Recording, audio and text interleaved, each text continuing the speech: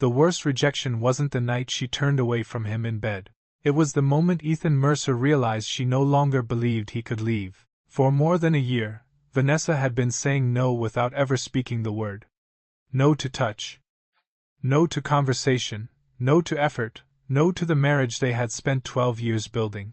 And when she finally reached for his hand in front of 300 people, she expected the same answer she had always received: acceptance. Instead, for the first time, Ethan said no.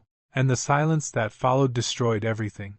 The first time Ethan Mercer noticed something was wrong, there was no argument. No slammed door. No dramatic confession. Just silence. Rain pressed softly against the windows of their contemporary home overlooking Lake Washington. The lights from downtown Seattle reflected across the water in fractured ribbons of gold and white. It was late autumn, and darkness arrived early. Ethan sat at the dining table long after dinner had ended. Across from him, Vanessa scrolled through her phone, not working, not texting visibly, just scrolling. The glow from the screen painted pale light across her face. "Do you want to go away this weekend?" Ethan asked. Vanessa didn't look up immediately. "What do you mean? A trip?" "Just us." She finally raised her eyes.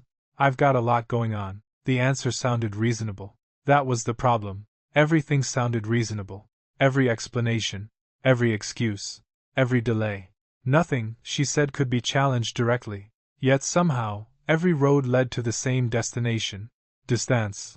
Ethan nodded and forced a smile. "No problem." Vanessa returned to her phone. The conversation ended. Not because it was resolved, because there was nowhere else for it to go. Over the following months, Ethan became aware of patterns. The patterns were small enough to dismiss individually. Together, they felt impossible to ignore. Vanessa stopped reaching for his hand, stopped asking about his day, stopped sitting beside him on the couch. When they attended social events, she smiled for photographs and laughed with friends, but the moment they returned home, a wall seemed to slide silently back into place. She wasn't hostile. Hostility would have been easier. At least hostility acknowledged his existence. This felt worse. It felt like gradual erasure. One evening in early winter, Ethan found himself standing in the doorway of their bedroom. Vanessa was already under the blankets. Her back faced him. The television flickered silently in the corner. He changed clothes and slipped into bed. For several minutes neither spoke. Then he gently touched her shoulder. She stiffened almost imperceptibly. "I'm exhausted," she said. 3 words. Polite. Controlled. Final. Ethan withdrew his hand. "Okay."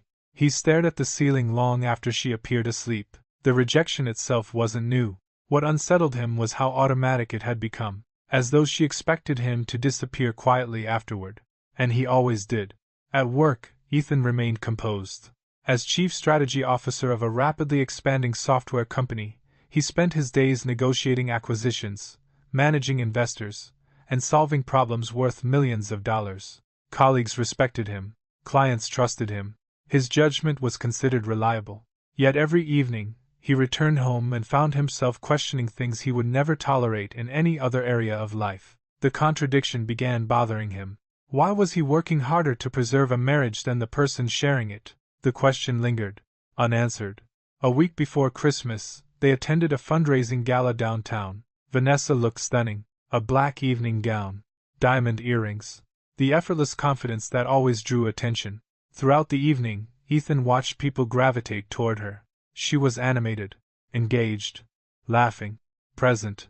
The woman standing beside him looked nothing like the woman waiting at home each night. On the drive back, silence filled the car. The city lights streamed past the windows. "You seemed happy tonight," Ethan said. "I was." The answer surprised him. He glanced toward her. "What makes those events different?" Vanessa frowned. "What do you mean? You have energy there." She looked away. "I don't know." The conversation died before it truly began. Again. Always again. When they arrived home, Vanessa headed upstairs without another word. Ethan remained in the kitchen. The house felt unusually large. The refrigerator hummed softly. A clock ticked somewhere in the background. He stood alone, staring at nothing. For the first time, a possibility entered his mind. Not infidelity. Not yet. Something simpler. Something more dangerous. Maybe Vanessa wasn't fighting for the marriage anymore. Maybe she had already left emotionally and simply hadn't informed him. The realization settled heavily inside his chest. Because unlike a visible enemy, emotional withdrawal offered nothing concrete to confront. No proof. No evidence. Only absence. And absence was difficult to argue with. Upstairs, he heard a bedroom door close. A small sound. Ordinary. Yet somehow final. Ethan remained motionless for several seconds. Then he pulled out his phone. He opened the contact information for a marriage counselor whose name had been recommended months earlier by a colleague. His thumb hovered above the screen. He hesitated. Not because he doubted the marriage needed help, because he suddenly wasn't sure both people wanted to save it. The thought lingered long after midnight. And for the first time since their wedding day, Ethan wondered whether he was the only person still trying. The question followed him into the darkness. And once it appeared, it refused to leave. By the time spring arrived in Seattle, Ethan Mercer had stopped counting how many times Vanessa said she was busy. The word had become a permanent fixture in their marriage. Busy with work. Busy with clients. Busy with events. Busy with friends. Busy with everything except him. The marriage counselor's number remained saved in Ethan's phone, untouched. Not because he had changed his mind. Because every time he considered bringing it up, Vanessa somehow made herself unavailable before the conversation could begin. One Thursday evening in March, Ethan left the office earlier than usual. The sky was clear, and the rare sunlight painted the city in warm gold. He picked up takeout from Vanessa's favorite Italian restaurant, and drove home feeling cautiously optimistic. The house was empty. A note sat on the kitchen island. Last-minute client dinner. Don't wait up. Nothing else. No apology. No explanation. No heart emoji. No love you. Ethan stood there for nearly a minute, reading the same sentence over and over. The food cooled on the counter beside him. Across the room, their wedding photograph remained displayed on a shelf. They were both smiling, both leaning toward each other, neither looking away. Sometimes Ethan stared at that photograph and wondered when exactly those two people had disappeared. The answer never came. Only more silence. Later that night, Vanessa returned shortly before midnight. She looked energized. Not tired. Not drained from work. Energized. She carried herself differently lately. More confidently. More deliberately. As if she had discovered a version of herself that no longer required his approval. How was dinner? Ethan asked. Good. What client? Vanessa paused while removing her earrings. A healthcare account. Which one? Her eyes lifted briefly. Why? The question landed between them like a warning. Ethan immediately regretted asking. Just making conversation. Vanessa nodded once, then disappeared upstairs. The exchange lasted less than 30 seconds. Yet Ethan spent the next hour replaying it. Not because of what she said. Because of what she didn't. Months ago, she would have told him everything. The restaurant, the meeting, the ridiculous thing someone said, the annoying client. Now, even basic information felt protected, guarded, as if he were an outsider requesting access.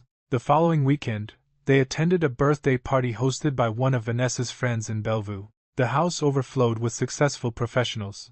Lawyers, executives, consultants, people who measured achievement in promotions, square footage, and stock portfolios. Ethan moved easily through the crowd. Years in corporate leadership had made social interactions effortless. But throughout the evening, he found himself watching Vanessa, not obsessively, not suspiciously, simply observing. She was magnetic. People gravitated toward her. She laughed freely, touched shoulders during conversations, maintained eye contact, remembered details about people's lives. The woman who seemed emotionally unavailable at home appeared completely alive everywhere else. That contradiction began eating at him. Near the end of the evening, Ethan approached her. Want another drink? Vanessa glanced toward him. For a fraction of a second, surprise crossed her face, as though she had forgotten he was there. No thanks. Then she turned back toward another conversation. Nothing dramatic happened. Nobody noticed. Nobody except Ethan. He stepped away quietly. But something shifted inside him. Not anger. Recognition. There was a difference. On the drive home, Vanessa spent most of the trip answering messages. The blue glow illuminated her face in the dark vehicle. Ethan focused on the road. Neither spoke. A year ago, they would have discussed the entire evening before reaching home. Now silence occupied the space where intimacy once lived. When they pulled into the driveway, Vanessa finally looked up. "You were quiet tonight." Ethan almost laughed. The observation felt absurd. "I guess. Everything okay?" He parked the car, turned off the engine. The silence inside the vehicle deepened. Then he looked at her. Actually looked at her. "I miss my wife." Vanessa froze. The words seemed to catch her off guard. For several seconds neither moved. Finally she exhaled. "Ethan." "No," he said softly. "Just listen." Her expression tightened. He continued. "We live in the same house." She looked away. "We attend the same events." Still silence. "We sleep in the same bed." His voice remained calm, controlled. "Sometimes I feel like you're everywhere except here." The statement hung between them. Heavy. Honest. Painfully simple. Vanessa stared through the windshield. For a moment, Ethan thought she might finally say something meaningful, something real. Instead, she shook her head. "You always do this." His chest tightened. "Do what?" "You make everything emotional." The response hit harder than any insult could have. Because it wasn't cruel. It was dismissive. As though his loneliness represented an inconvenience rather than a problem. Ethan stared at her. Vanessa opened the door. "I'm tired." Then she walked inside. The conversation ended exactly where it began. With him alone. A week later, Ethan noticed something else. Vanessa had become increasingly active online. Photographs, events, networking dinners, charity functions, industry panels. Every day seemed filled with activity. People commented constantly. "You look amazing." "Power couple goals." "Living your best life." "Perfect marriage." "Perfect life." "Perfect everything." Ethan read those comments one evening while sitting beside her on the couch. Vanessa smiled at her phone. The irony felt almost unbearable. Thousands of strangers believed they understood their marriage. Meanwhile, the actual marriage barely existed. "What are you smiling about?" Ethan asked. A funny comment. She never showed him. A small detail. Yet another distance. Another invisible wall. Another reminder. Days later, Ethan found himself sitting alone in a downtown coffee shop after a difficult board meeting. Normally he would have called Vanessa. She used to be the first person he contacted after major work events. Good news. Bad news. Stress. Success. It hadn't mattered. She had always been the person he wanted to tell. Today, his thumb hovered over her name, then stopped. Because he already knew how the conversation would go. She would be busy. Distracted. Half listening. Somewhere else mentally. For the first time, Ethan put the phone away. The realization unsettled him. Not because she had changed. Because he was changing too. Hope was beginning to erode. And beneath that erosion, something colder was forming. Acceptance. That evening, Vanessa arrived home later than expected. She entered carrying shopping bags and talking excitedly about an upcoming corporate networking gala, the largest event of the season. A gathering of executives, investors, and media figures from across the Pacific Northwest. Her enthusiasm was immediate, visible, genuine. Ethan watched her describe guest lists, sponsors, and appearances. It was the most animated he had seen her in weeks, maybe months. Then suddenly she stopped. She realized he wasn't responding. The room fell quiet. "What?" she asked. Ethan looked at her calmly. Nothing in his expression revealed what he was thinking. "You seem really excited." "I am." He nodded. Then came the question he hadn't planned to ask. "When was the last time you were that excited to spend time with me?" The smile vanished from Vanessa's face. Instantly. The silence that followed felt different from all the others. Longer. Sharper. More dangerous. For several seconds, she said nothing. Neither did Ethan. Finally, she picked up her bags. "I'm going upstairs." No answer. No denial. No reassurance. Nothing. She simply walked away. Ethan remained standing in the kitchen, listening. The sound of her footsteps faded. A bedroom door closed above him. And for the first time, he realized something deeply unsettling. Vanessa no longer seemed afraid of losing him, as if she had become completely certain he would always stay. No matter how little she gave. No matter how far she drifted. No matter how invisible she made him feel. That certainty had become the foundation of her behavior. And Ethan suddenly wondered what would happen if one day she discovered she was wrong. The thought lingered in the silence long after midnight. And somewhere inside him, The first crack appeared not in the marriage, in the version of himself that kept accepting everything. The first lie Ethan Mercer could prove was about a charity luncheon. Vanessa told him she would be speaking at a nonprofit fundraising event downtown. She mentioned it casually over breakfast, already checking emails on her phone. "What time does it start?" Ethan asked. 1. "Good luck, thanks." That afternoon, Ethan happened to meet a client near the same hotel hosting the luncheon.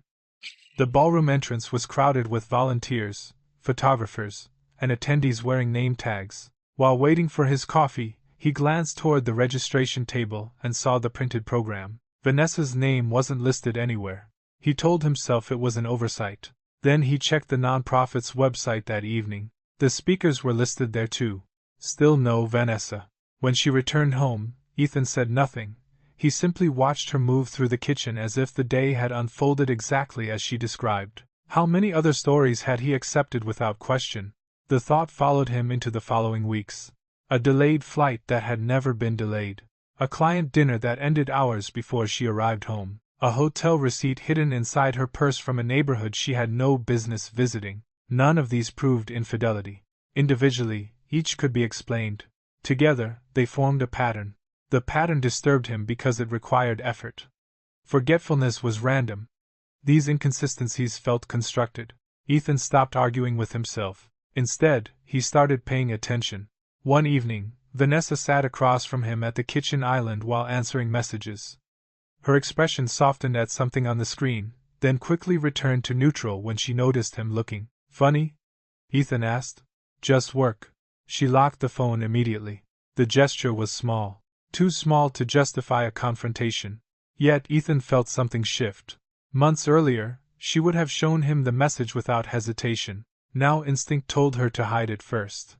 That weekend they attended a networking reception at a luxury hotel near the waterfront. Ethan spent most of the evening speaking with investors and founders. When he finally looked around the room, Vanessa was gone. He found her 20 minutes later on a balcony overlooking the bay. She wasn't alone. A tall man in a navy suit stood beside her. They were laughing quietly, standing closer than most casual acquaintances would. As Ethan approached, Vanessa stepped back almost imperceptibly. "Ethan," she said. Too quickly.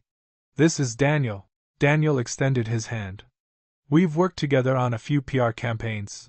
Ethan shook it. The man smiled easily, but there was a brief hesitation in his eyes, as though he had not expected to be introduced. Vanessa immediately changed the subject. "We were just talking about the healthcare conference next month." The conversation lasted less than a minute before Daniel excused himself. After he left, Ethan leaned against the balcony railing. "You seem to know him well." Vanessa shrugged. "He's connected to several of my clients." "How long have you worked together?" "A while." The answer sounded vague enough to be intentional. Ethan looked out at the dark water below. Seattle's skyline glittered across Elliott Bay. Ferries moved through the harbor like slow-moving shadows. "Interesting," he said quietly. Vanessa studied him. "What's that supposed to mean?" "Nothing." But it wasn't nothing. Because for the first time, Ethan noticed something he couldn't ignore. She was nervous. Not guilty. Nervous. The distinction mattered. Guilt could be imagined. Nervousness was visible. The next morning, Ethan searched Daniel's name online. He found a consulting firm, industry articles, conference appearances, and several photographs from events. In more than one image, Vanessa appeared in the background. Not beside him, near him, close enough to suggest familiarity. Again, not proof. But the pattern continued growing. Ethan considered confronting her. The impulse lasted about 10 minutes. Then he imagined the conversation. She would deny everything. He would sound paranoid. Nothing would change. If there was something to uncover, accusations would only teach her to hide it better. So he waited. And watched. The waiting was worse than anger. Anger was clean. Observation required patience. Over the following month, Ethan noticed details he previously would have missed. Vanessa started dressing more carefully for ordinary workdays. She became protective of her phone, taking it with her even during short trips around the house. She scheduled meetings at unusual hours and seemed irritated whenever Ethan asked simple questions. One Tuesday evening, she came home carrying the faint scent of a restaurant he recognized immediately. It was an upscale steakhouse near the convention center. Client dinner? He asked. Yes. Who was there? She paused. A few people from the healthcare account. Anyone I know? Her expression tightened. Why are you interrogating me? I'm making conversation. You've been doing a lot of that lately. Ethan held her gaze. For a moment, neither moved. Then she walked past him toward the stairs. The conversation ended. Again. But this time, Ethan no longer felt confused afterward. He felt certain that confusion itself had become a strategy. Later that night, after Vanessa fell asleep, Ethan sat alone in his office. Rain tapped against the windows. The house was silent except for the distant hum of traffic. He opened his laptop and began organizing what he knew: dates, events, messages, receipts, photographs from public events. Nothing illegal, nothing invasive, only facts already visible in the world around them. As he worked, a realization settled over him with surprising clarity. The problem was no longer whether Vanessa was lying. She was. The real question was why. And somewhere beneath that question lurked another one he wasn't yet ready to face. If she was investing this much energy into deception, what exactly was she trying to protect? Near midnight, Ethan heard footsteps in the hallway. He closed the laptop. Vanessa appeared in the doorway, wearing one of his old sweatshirts. "What are you doing up?" she asked. "Couldn't sleep." She looked around the office, her eyes briefly resting on the closed computer. "You work too much." The irony was almost unbearable. Ethan smiled faintly. "Maybe." She nodded, then turned to leave. At the doorway, she hesitated. "Are we okay?" The question caught him off guard. For several seconds he studied her. The woman standing there looked concerned. Maybe genuinely, maybe strategically. He couldn't tell anymore. "I don't know," he answered honestly. Vanessa's expression flickered. Not anger. Something closer to uncertainty. Then she disappeared into the hallway. Ethan remained alone in the office long after she left. The rain continued outside. On his desk sat the laptop containing a growing timeline of inconsistencies. For months, he had searched for reassurance. Now he found himself searching for truth instead. And the closer he moved toward it, the more he suspected that whatever Vanessa was hiding was larger than a few harmless lies. The marriage was no longer drifting apart quietly. Something beneath it was beginning to crack, and Ethan could hear the sound. By early summer, Ethan Mercer had stopped looking for explanations. Explanations belonged to the version of him that still believed every inconsistency had an innocent cause. Now he focused on patterns. Patterns did not care about intentions. Patterns only revealed reality. And reality was becoming increasingly difficult to ignore. From the outside, nothing appeared unusual. Ethan and Vanessa still attended events together.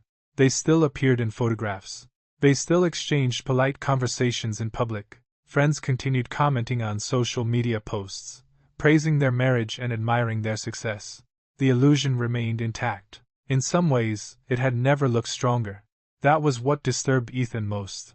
The more fractured their private life became, the more polished their public image appeared. It felt less like a marriage and more like a carefully maintained brand. One Friday evening, Vanessa informed him she would be spending the weekend in Portland for a professional conference. The announcement arrived casually, almost rehearsed.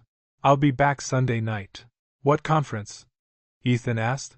She named a public relations summit. The answer came immediately. Too immediately. Ethan nodded. "Sounds important." "It is." Then she smiled and kissed his cheek before leaving the room. The gesture surprised him. Months ago, such affection would have given him hope. Now it only raised another question. Why now? The following morning, after Vanessa left for Portland, Ethan sat alone in his home office. He opened his laptop. A few minutes later, he found the conference website. The event was real. The location was real. The schedule was real. But after reviewing the list of registered speakers, sponsors, and attendees, he noticed something unexpected. Vanessa's company wasn't involved. Not as a sponsor. Not as a participant. Not in any visible capacity. Again, it wasn't proof. Just another inconsistency. Another piece of a puzzle that refused to form a harmless picture. Ethan leaned back in his chair. Months earlier, this discovery would have sent him into emotional panic. Now he simply added it to the timeline. Date. Claim. Observed discrepancy. Nothing more. Emotion had gradually been replaced by discipline, and discipline was proving far more useful. Sunday evening arrived. Vanessa returned shortly after 9. She looked relaxed, almost refreshed, not exhausted from travel, not stressed from networking, relaxed. The detail lingered in Ethan's mind. People returning from professional conferences usually complained about flights, schedules, and lack of sleep. Vanessa looked like someone returning from a pleasant vacation. "How was Portland?" he asked. "Busy." "What was your favorite session?" The question came naturally. Vanessa froze for half a second. A tiny pause. Then she recovered. "There were several. Which one stood out?" Another pause. "This one slightly longer. I don't remember the exact title." Ethan smiled. "Must have been a long weekend." Vanessa stared at him. Something unreadable passed through her eyes. Not fear. Not guilt. Recognition. For the first time, she seemed aware that he was paying attention. The realization hung silently between them. Neither acknowledged it. But after that night, subtle changes began appearing. Vanessa became more cautious, more selective, more deliberate. And Ethan noticed every adjustment. The game had evolved. A week later, he attended a private corporate reception hosted by a venture capital group. The event took place at an upscale hotel overlooking Puget Sound. Executives drifted between conversations while servers carried champagne through the ballroom. Near the end of the evening, Ethan stepped onto a terrace overlooking the water. He wasn't searching for anything. In fact, he wasn't thinking about Vanessa at all. Then he heard her name. A pair of consultants stood nearby discussing industry gossip. Neither noticed him. "They've been spending a lot of time together lately." "Vanessa and Danielle?" "That's what people are saying." The second man laughed quietly.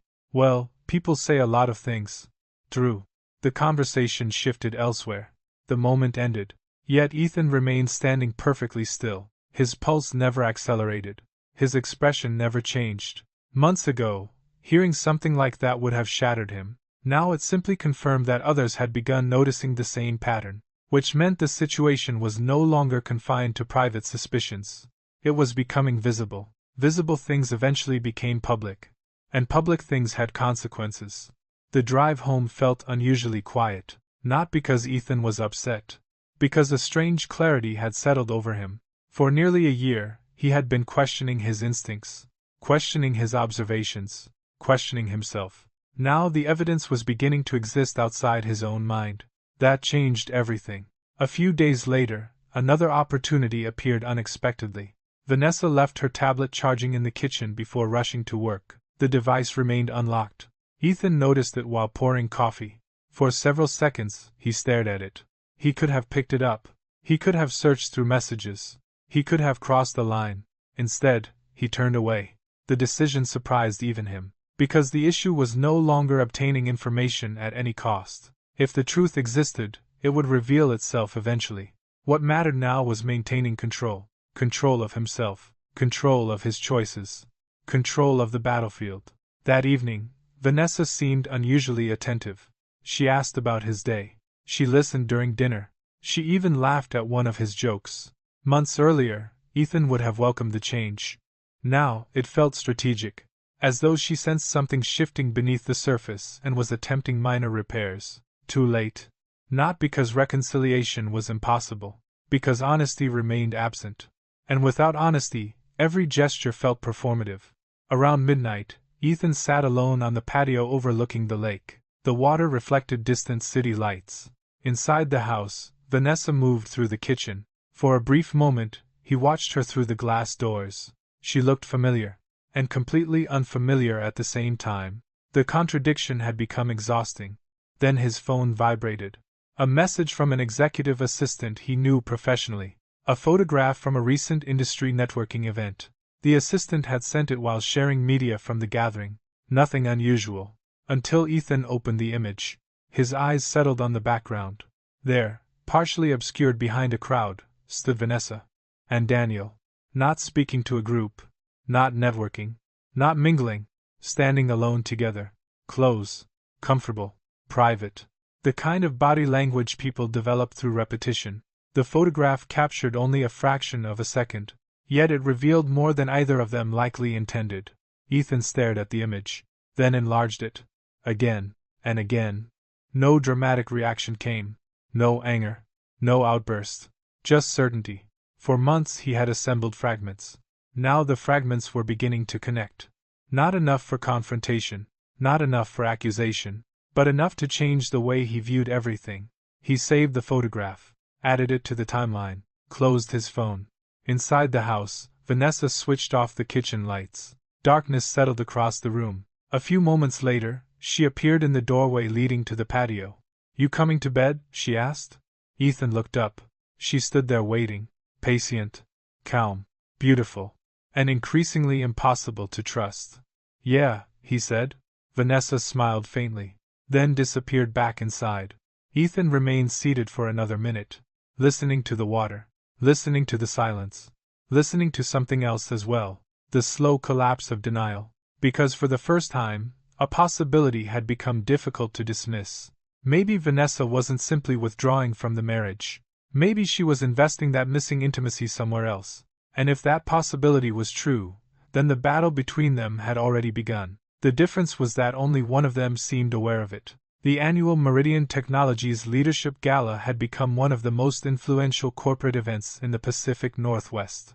Every September, executives, investors, board members, media representatives, and industry leaders gathered for a single evening that could influence careers, partnerships, and reputations. This year's event carried even greater significance.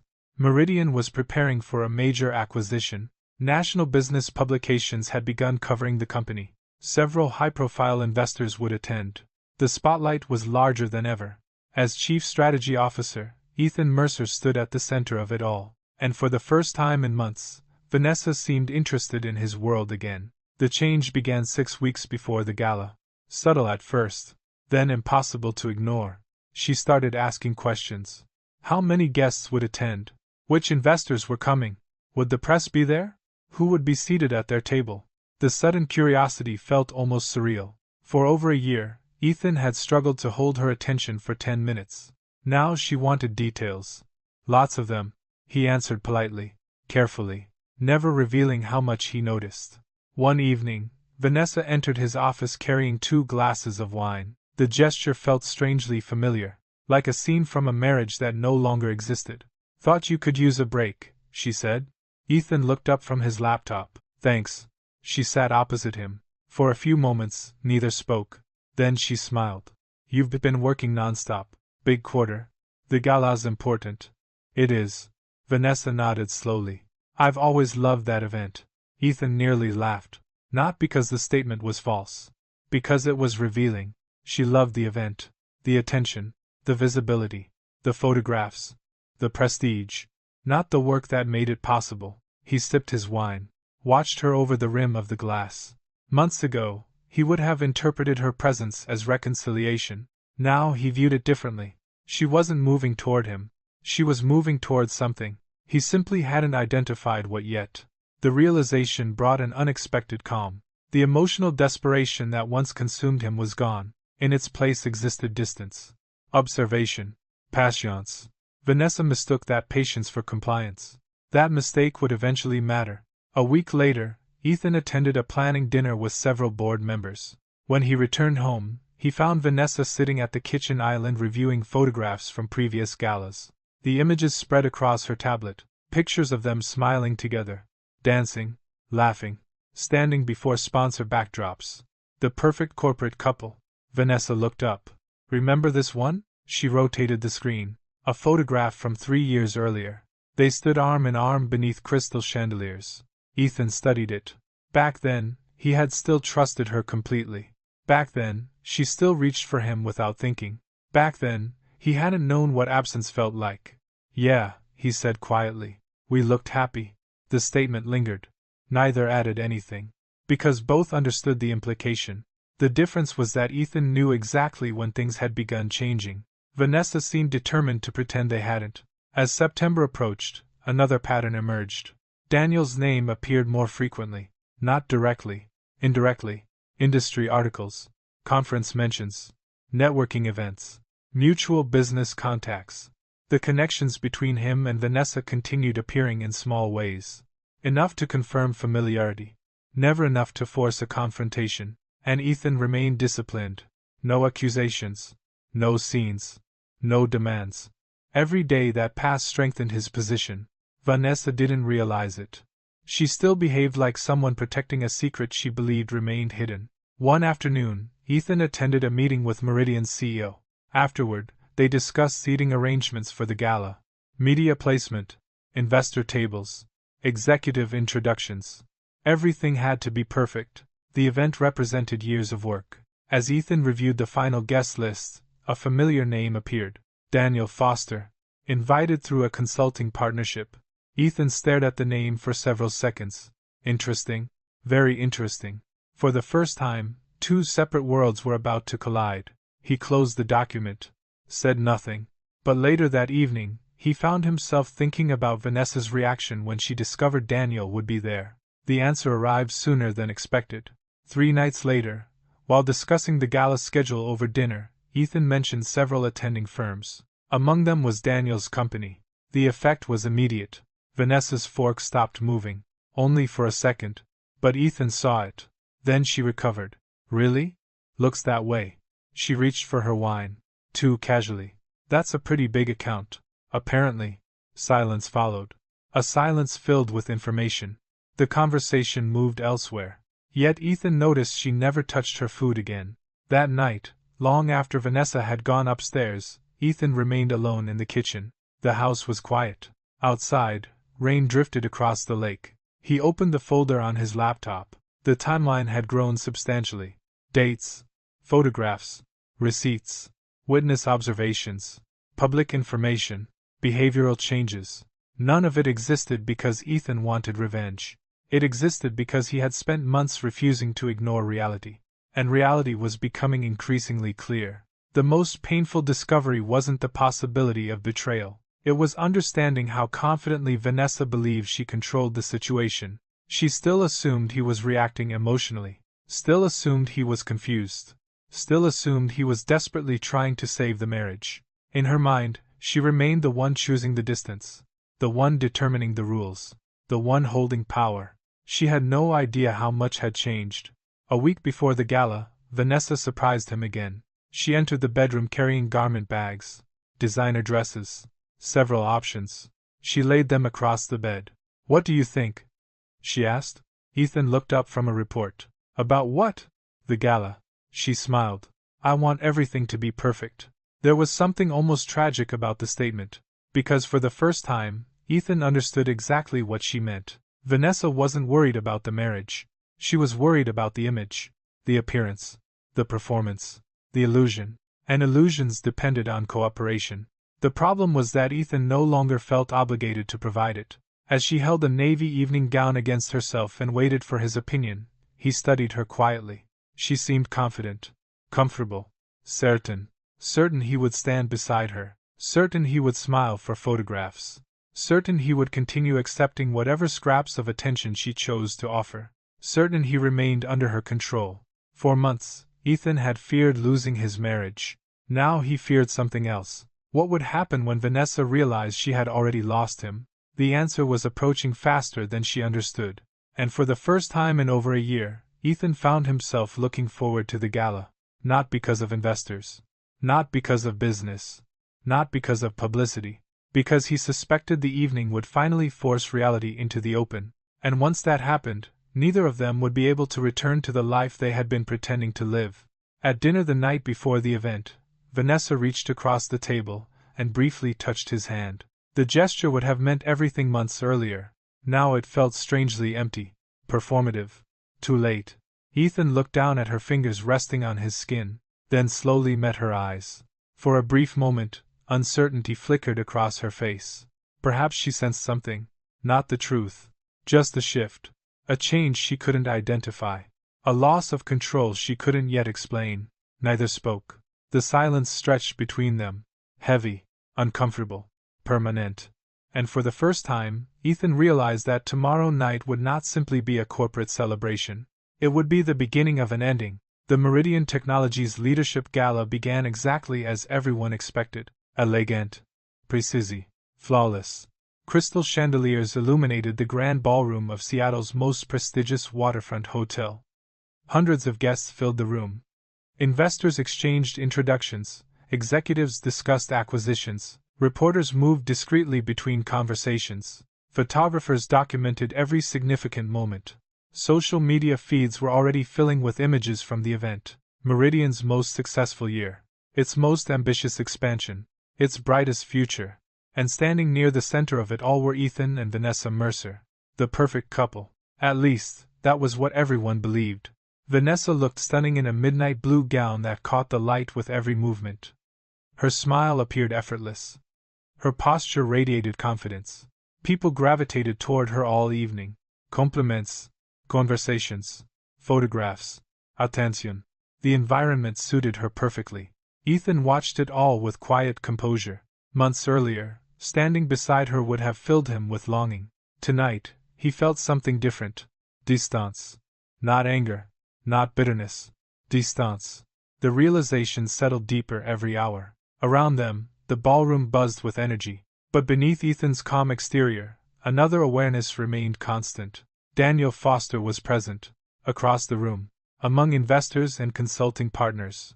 Their eyes met only once during the evening, a brief acknowledgement, nothing more. Yet Ethan noticed something else.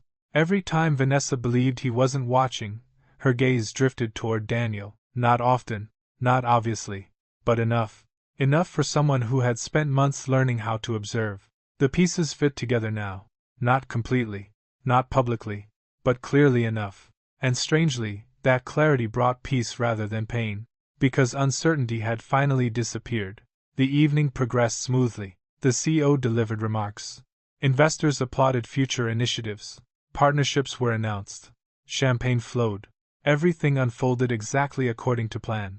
Then came the traditional opening dance, a Meridian custom that had existed for years. Senior executives and their spouses were invited to the dance floor before the evening formally transitioned into celebration. Photographers loved the moment. Employees expected it. Guests gathered around the edges of the ballroom. Music began softly. A classic jazz standard drifted through the room. Several couples stepped forward. Ethan remained near the center of the ballroom, speaking with a board member. Then he noticed movement. Vanessa. Approaching him. Smiling. Confident. Certain. She stopped directly in front of him. Around them, conversations continued. Cameras flashed. The music played. Vanessa extended her hand. "Would you dance with me?" The words were simple, ordinary. No one nearby sensed the significance. To everyone else, it was a wife inviting her husband onto the dance floor. Nothing more. But Ethan understood exactly what the moment represented. For over a year, he had reached toward her. Over and over. Only to encounter distance. Rejection. Absence. Now, standing beneath crystal lights and surrounded by hundreds of witnesses, she expected him to respond exactly as he always had. She expected acceptance. The confidence in her eyes revealed it. She never imagined another outcome. The ballroom suddenly felt quieter. Not actually quieter, only sharper. Every detail seemed unusually clear. The music, the lighting, the reflections on the polished floor, Vanessa's outstretched hand. Ethan looked at it. Then he looked at her. Several seconds passed. Not enough to create a scene. More than enough to create discomfort. For the first time that evening, uncertainty entered Vanessa's expression. A tiny crack. Almost invisible. Then Ethan spoke. His voice remained calm, controlled. Polite. No. Nothing else. No explanation. No accusation. No anger. Just one word. Vanessa blinked. The smile remained on her face for a fraction of a second too long, as though her mind had not yet processed what happened. Ethan held her gaze. Then he added quietly, "Excuse me," and walked away. That was all. No confrontation. No humiliation by design.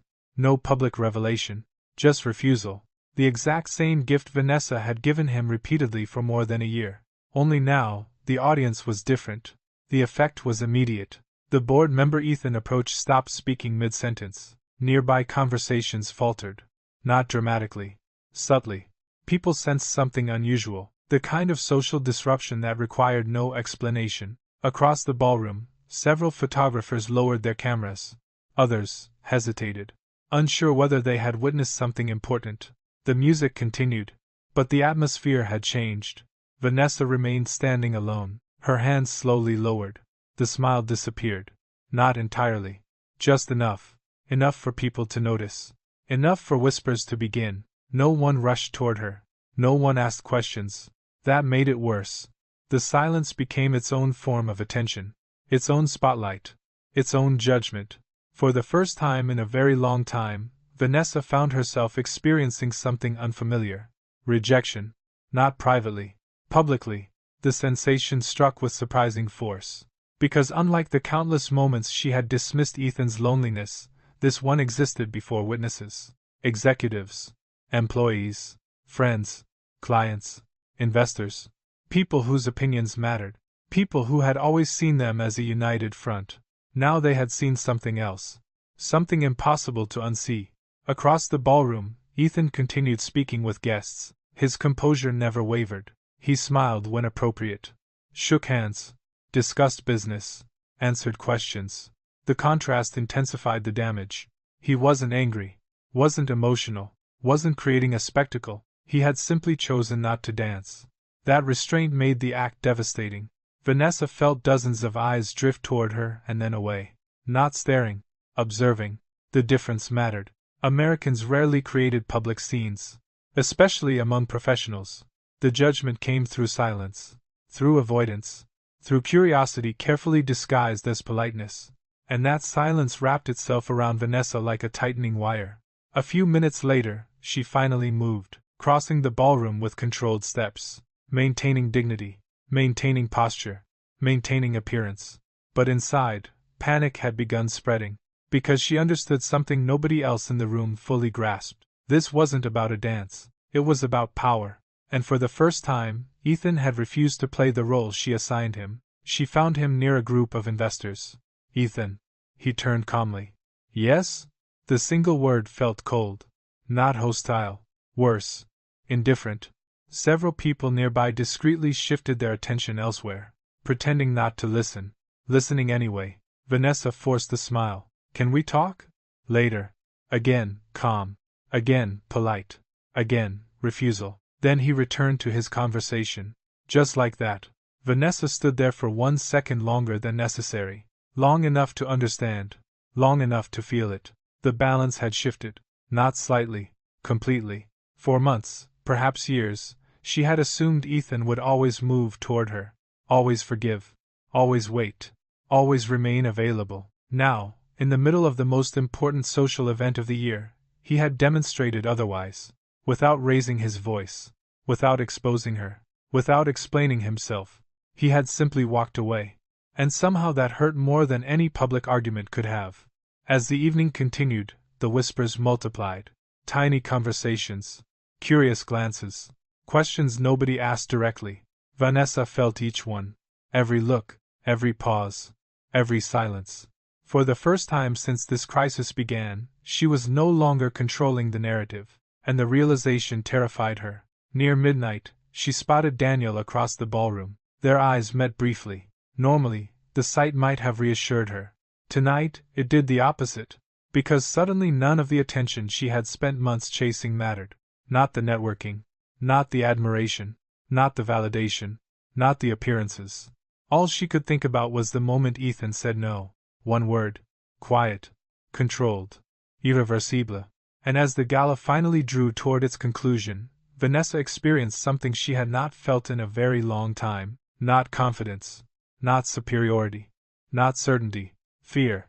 Because for the first time, she no longer knew what Ethan was going to do next. And somewhere across the ballroom, while shaking hands with investors and smiling for photographs, Ethan already knew exactly what came next. The war that had existed silently beneath their marriage was no longer hidden. Tonight, before hundreds of witnesses, the first battle had ended, and Vanessa had lost. The fallout began before the gala even ended. Not with headlines. Not with scandal. Not with public accusations. It began with silence. The kind of silence that follows an unexpected social fracture. The kind successful professionals immediately recognize. By the following morning, several photographs from the event had already circulated online. Executives posing beside investors. Award presentations. Partnership announcements. Celebratory group photos. Yet one image remained noticeably absent: the traditional opening dance. For years, the photographs had appeared across company accounts and corporate media pages. This year, they did not. No explanation was offered. None was needed. People had seen what happened, and in professional circles, unexplained omissions often attracted more attention than public statements. By Monday morning, whispers had evolved into questions. Questions spread naturally through offices, networking groups, investor circles, and private messages. Nothing dramatic, nothing reckless, just curiosity. What happened between Ethan and Vanessa? They seemed strange all night. Did you see the dance? I've never seen Ethan act like that. Most people stop there. But not everyone. Because rumors survive when they encounter existing patterns. And Vanessa had unknowingly created many of those patterns herself. People remembered things: business dinners, industry conferences, frequent appearances alongside Daniel Foster, private conversations at public events. The observations had existed for months. The gala simply gave them context. Suddenly, details that once appeared harmless began looking different, and once people started connecting dots, they rarely stopped. Vanessa felt the shift almost immediately. The first sign appeared Tuesday morning. A long-time client canceled a lunch meeting. No explanation. Just a polite email. Then another postponed a strategy session. Then a networking invitation quietly disappeared. Individually, none of it meant anything. Together, it felt unsettling. For the first time, Vanessa found herself checking her phone with the same anxiety Ethan had experienced for months. Waiting. Wondering. Trying to understand what had changed. Meanwhile, Ethan remained calm. Almost disturbingly calm. He continued working. Continued attending meetings. Continued fulfilling responsibilities. The difference was that he had stopped pretending everything was normal. The performance was over. Not publicly. Internally. That distinction mattered. 3 days after the gala, Vanessa arrived home to find him sitting in the study. A folder rested on the desk beside him. Nothing unusual about that. Except Ethan wasn't working. He was waiting. The realization sent immediate tension through her body. Ethan? He looked up. Sit down. His voice remained composed. No anger. No accusation. No emotion she could use against him. Vanessa sat slowly. The room suddenly felt smaller. For several seconds neither spoke. Then Ethan opened the folder. The first photograph slid across the desk. The networking event. Hare and Daniel, standing together, closer than colleagues. Vanessa's stomach tightened. The second photograph followed. A conference reception. The third, another industry gathering. The fourth, a restaurant receipt. The fifth, travel records. The sixth, a timeline, dates, locations, claims she had made, contradictions, verified discrepancies, months of observations, months of patience, months of silence. Vanessa stared at the documents. Her breathing changed. Not dramatically. Just enough, Ethan noticed. I didn't hire a private investigator. Silence. I didn't hack your phone. Silence. I didn't follow you. Still silence. He leaned back. Everything here came from your own choices. The statement landed heavily. Because it was true. No illegal surveillance. No dramatic schemes. Just reality. Observed carefully. Recorded patiently. Vanessa looked up. For the first time since the gala, genuine fear appeared in her eyes. How long?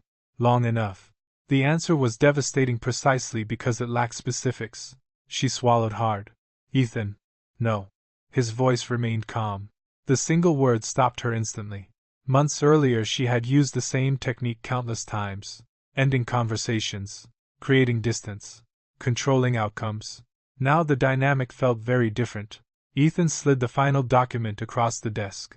A printed photograph from the gala. Daniel visible in the background. Vanessa looking toward him. Not once. Multiple times. Captured throughout the evening. A pattern. Not an isolated moment. A pattern. The room became painfully quiet. Then Ethan asked the question he had been moving toward for months. How long has it been going on? Vanessa closed her eyes. For several seconds, she said nothing. And that silence answered more than any confession could. Ethan nodded slowly. There it was. The truth. Not spoken. Confirmed. The distinction no longer mattered. Something inside him settled completely. The uncertainty was finally dead. Vanessa opened her eyes. Tears appeared immediately. Not theatrical. Not manipulative. Real.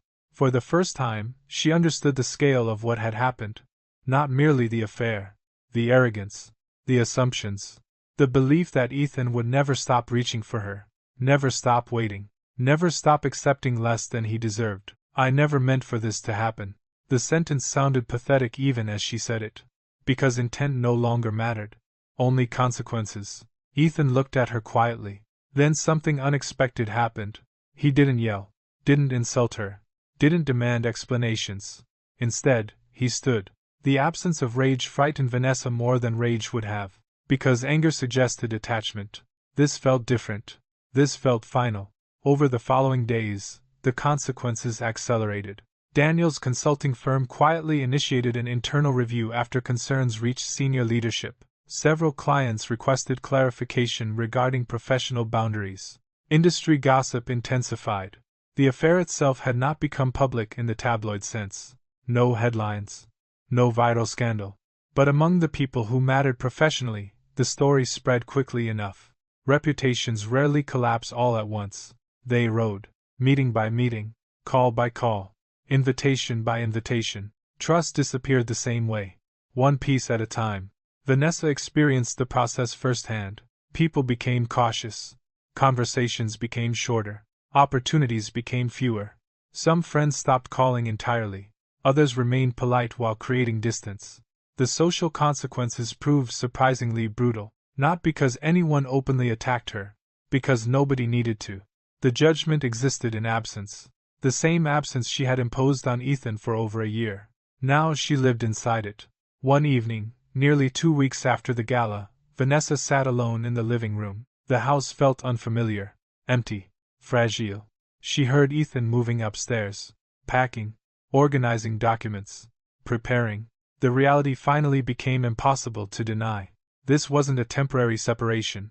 This wasn't punishment. This wasn't leverage. He was leaving. Actually leaving. For months, she had believed she controlled the relationship, even after the dance, even after the evidence. Part of her remained convinced she could fix things, say the right words, create the right moment, recover the version of Ethan who always came back. Now she understood the truth. That man no longer existed. And the realization struck harder than the exposure itself, because every professional consequence, every lost opportunity, every social humiliation traced back to a single mistake. She had mistaken devotion for weakness. Upstairs, Ethan paused beside a window overlooking the dark water. Seattle's lights shimmered in the distance. Behind him sat years of memories.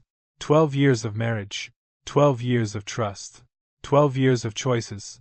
The evidence folder remained closed on a nearby table. Its purpose was complete. He no longer needed proof. The truth had already done its work. Downstairs, Vanessa sat alone with the consequences. And for the first time since their wedding day, she truly understood what it meant to lose him. Not emotionally. Not temporarily. Completely. The collapse had begun, and there was nothing left she could do to stop it. Autumn returned to Seattle almost exactly 1 year after Ethan Mercer first began noticing the silence. The rain came back. The gray skies returned. The mornings grew colder. But everything else had changed. The house overlooking Lake Washington was no longer a shared home. It was a place being prepared for division. Attorneys had become involved. Financial disclosures had been exchanged. Documents had been filed according to Washington state law. The process moved forward with the same quiet efficiency that characterized most modern American divorces. No screaming matches. No dramatic courtroom battles. Just signatures. Deadlines. Consequences. And beneath all of it, a truth neither party could escape. The marriage was over. Vanessa refused to accept it. At first. Then desperately. Then obsessively. The progression unfolded over several months. She wrote emails. Long ones. Short ones. Apologetic ones. She sent photographs from happier years. Shared memories. Suggested therapy. Suggested vacations. Suggested starting over. Each attempt carried the same message beneath the words. Come back, Ethan answered, only when necessary. And only regarding practical matters. Property, schedules, legal documents. Nothing else. The absence of emotional engagement became its own answer. The more Vanessa reached for him, the more she discovered what he had learned long ago. Rejection had weight. It accumulated. It changed people. One evening in October, she arrived unexpectedly at Ethan's temporary apartment downtown. The building overlooked Elliott Bay. Modern. Minimal. Orderly. Very much like the life Ethan was building for himself. When he opened the door, surprise briefly crossed his face, then disappeared. Vanessa immediately noticed the difference. Months earlier, he would have invited her inside without hesitation. Now he simply waited. "What are you doing here?" he asked. His voice remained calm. Always calm. She hated that calmness now, because it reminded her how completely she had lost access to him. "I need to talk to you." Ethan glanced toward the hallway behind her, then back at her. "About what?" "Us." The answer lingered in the air. Ethan said nothing. Vanessa felt panic rising. For months, she had imagined this conversation, imagined finding the right words, the perfect explanation, the perfect apology. Standing before him now, none of those words felt sufficient. Tears formed immediately. "I made a mistake." Silence. "I know I did." Silence. "I know I hurt you." Still silence. The lack of interruption unsettled her more than arguments would have, because Ethan wasn't resisting. He simply wasn't moving toward her. For the first time, she understood how final indifference felt. "Do you remember our trip to Napa?" she asked quietly. No reaction. "Our anniversary in Boston?" Nothing. "The house?" The memories continued, one after another, fragments of a life they once shared.